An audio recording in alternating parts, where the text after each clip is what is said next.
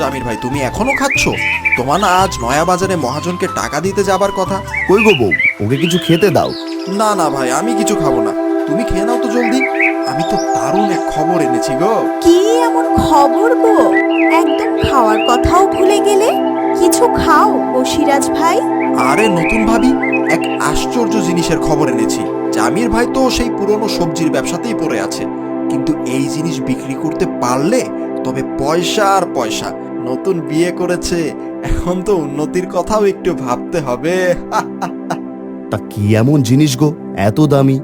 সুন্দরবন জঙ্গলে এক আশ্চর্য গাছ আছে গো, যার পাতা খেলে সমস্ত রোগ একদম ভালো হয়ে যায়। ধুর, কি যে বলো, এমন হয় নাকি?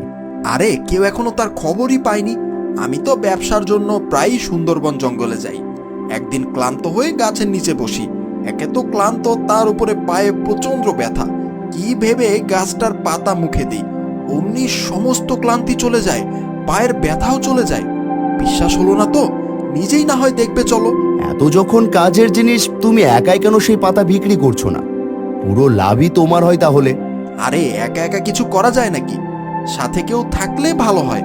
তুমি আমার বন্ধু মানুষ, তোমাকে সাথে না নিয়ে কিছু করতে আমারও ভালো লাগবে না। আচ্ছা, ওদিকেই তো যাচ্ছি, তোমার সেই বিখ্যাত গাছ না হয় দেখেই আসবো।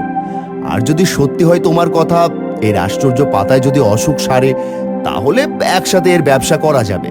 এই তো কাজের কথা, তাহলে জলদি তৈরি হয়ে নাও। গাছটা দেখে নয়া বাজারে যেতে তো সময় লাগবে। হ্যাঁ গো, এতগুলো টাকা সাথে করে নিয়ে যাচ্ছেন, সাবধানে থাকবেন। আরে বউ, এত ভেবো না, সিরাজ আছে আমার সাথে, কোনো চিন্তা নেই। হ্যাঁ ভাবি, একদম ভাববেন না, আমি তো আছি সাথে। টাকা পয়সা ঝোলাই গুছিয়ে সিরাজের সাথে বের হয়ে যায় জামির আলী। কিন্তু একটা কালো ছায়া তাদের পিছু নেয়, কেউই দেখতে পায় না।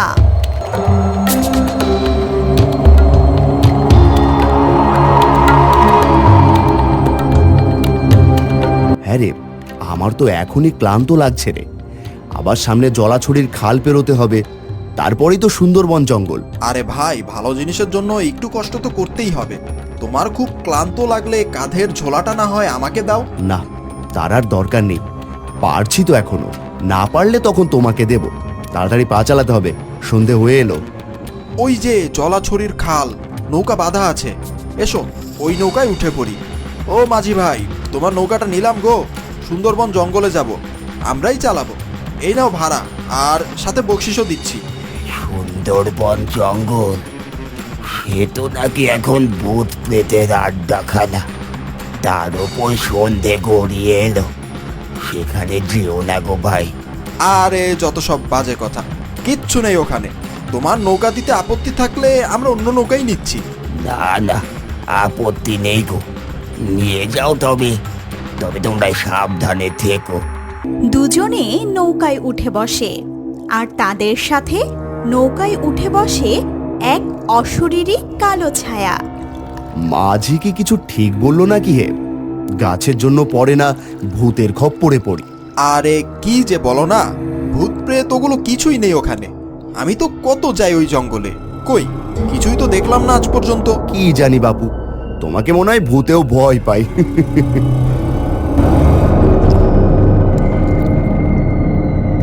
একদিন যখন সিরাজ সিরাজ কে ওখানে? কি ওটা? কোথায় কোথায় কি? গাছটার পাশ থেকে মনে হলো একজন মেয়ে মানুষ সরে গেল। হাওয়ায় তার চুল উড়ছিল, আমাকে হাত মেরে যেতে সাবধান করছিল। ওই যে ওইখানটায়। না না, জায়গাটা ভালো না, চলো ফিরে যাই। এত দূর এসে এখন ফিরে যাব? কি যে বলো, মাঝির কথা শুনে তোমার মাথাটা গুলিয়ে গেছে। কেউ নেই ভাই ওখানটায়। নৌকা সেই জঙ্গলের দিকে এগিয়ে যাচ্ছে।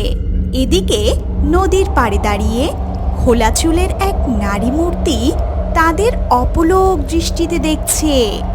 মনে হচ্ছে যেন তারা স্বেচ্ছায় বিপদের দিকে ধীর গতিতে অগ্রসর হচ্ছে। তোমার পাল্লায় পড়ে আরো কত দূর যাওয়া লাগে কে জানে। আর কত দূর গো? এই তো আর অল্প। গাছটা তো জঙ্গলের মাঝে, তাই একটু ঘুরপথে যাওয়া লাগছে। আমার তো এখনই ক্লান্ত লাগছে, দেখি চোখে মুখে একটু পানি দিই। কি হলো আবার? আবার কি দেখে ভয় পেলে? দুটো হাত আমার হাত চেপে ধরলো। এই জায়গাটা দোষ আছে, নিশ্চয়ই কোনো প্রেতের কাজ। নৌকা ফেরাও সিরাজ, আর গিয়ে কাজ নেই। মিছে ভয় পাচ্ছ, হয়তো পানিতে ভেসে থাকা লতা পাতা কিছু হাতে আটকেছে। তীরে এসে তরি ফেরাবে নাকি? কি যে বলো। লাগবে না তো গাছের লোভ করা। চলো তো, চলে যাই, আর একদিন হয় যাব। আরে ওই যে সুন্দরবন জঙ্গলের ডাঙা দেখা যাচ্ছে, আমি আছি তো, কিছু হবে না গো, এসো এসো। তুমি এখনো ভয় পাচ্ছ? অদ্ভুত লোক তো তুমি, এই ভয় নিয়ে ব্যবসা করে বেড়াও। কি জানি, কখনো তো এমন হয়নি। এত সহজে ভয় পাওয়ার মানুষ তো আমি না। ওসব কিচ্ছু না, তোমার মনের ভুল। যাই হোক, একটু সামনে গেলেই গাছটা পাবো। চলো দেখি তোমার কি এমন গাছ যা আমাদের মালামাল বানাবে। ওই যে গাছ, দেখতে পাচ্ছ না? কোথায়, কোন গাছ? আমি তো কিছুই দেখছি না। এখন দেখবে।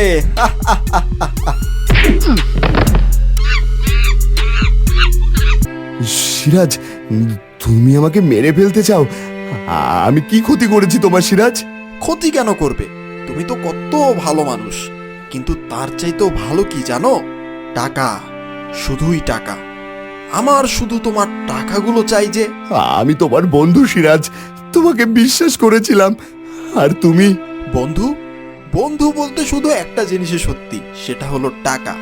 মহাজনকে এতগুলো টাকা দিতে যাচ্ছ, এতগুলো টাকা হাতে পাওয়ার সুযোগ ছিল আমার, তাই তো গাছের লোভ দেখিয়ে তোমায় বোকা বানিয়েছি। তুমি সব টাকা নাও, তবু আমায় মেরো না। যেতে দাও, যেতে দাও আমায়। সব টাকা তুমি নিয়ে নাও। টাকা তো আমি নিবই, কিন্তু তোমাকে কিভাবে যেতে দেই বলো তো? তুমি তো সবাইকে বলে দিবে এই ঘটনা, প্রমাণ তো রাখা যাবে না। দোহাই লাগে তোমার, আমাকে যেতে দাও সিরাজ। আমি কাউকে কিচ্ছু বলবো না। দয়া করো সিরাজ, দয়া করো। না, অনেক হয়েছে, আর দেরি করা যাবে না। মরার জন্য তৈরি হও জমির আলী।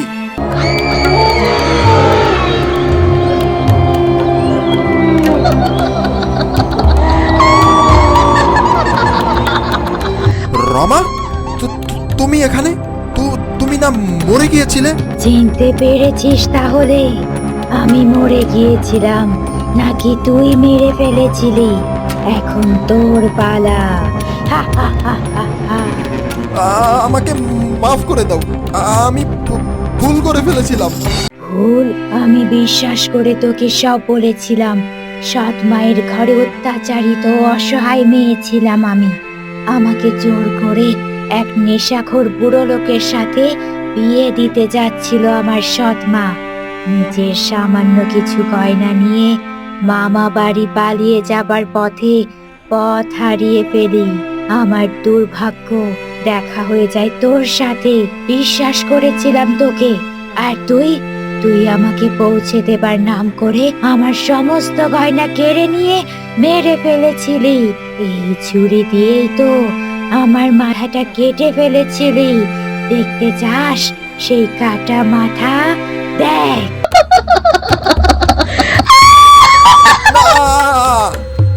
আমাকে বেরো না, আমি আর কখনো কারো ক্ষতি করব না। আমাকে ছেড়ে দাও, দোহাই লাগে তোমার। এমন আমিও অনুরোধ করেছিলাম, জামির আলীও করেছে। তুই রেখেছিলি আমার অনুরোধ? মরার জন্য তৈরি হয়ে যা।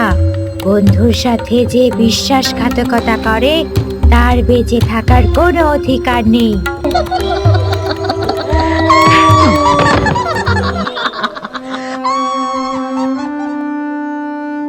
মিনা, মিনা তুমি এখানে? আমি তো কিছুই বুঝতে পারছি না। তুমি রমা নাকি মিনা? আমি রমা। আমি জানতাম আমার মতো সিরাজ আপনারও ক্ষতি করবে, টাকার জন্য মেরে ফেলবে। তাই মিনা হয়ে আপনার খেয়াল রাখার জন্য আপনার ঘরে বউ হয়ে যাই। কিন্তু আমি সিরাজের ব্যাপারে সত্যিটা বললে হয়তো বিশ্বাস করতেন না। আপনাকে আজ অনেকভাবে আটকানোর চেষ্টা করেছিলাম, কিন্তু পারিনি। এখন আর কোনো ভয় নেই।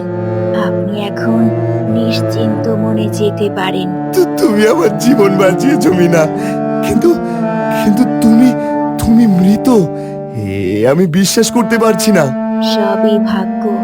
খোদার ওপর বিশ্বাস রাখুন, আর দেরি করবেন না। এবার রওনা দিন। ভালো থাকবেন, সুখে থাকবেন, দোয়া করি। জামির আলী চোখ মুছে দীর্ঘশ্বাস ফেলে হাঁটা শুরু করে, আর পেছনে দাঁড়িয়ে থাকে এক অসহায় ছায়ামূর্তি।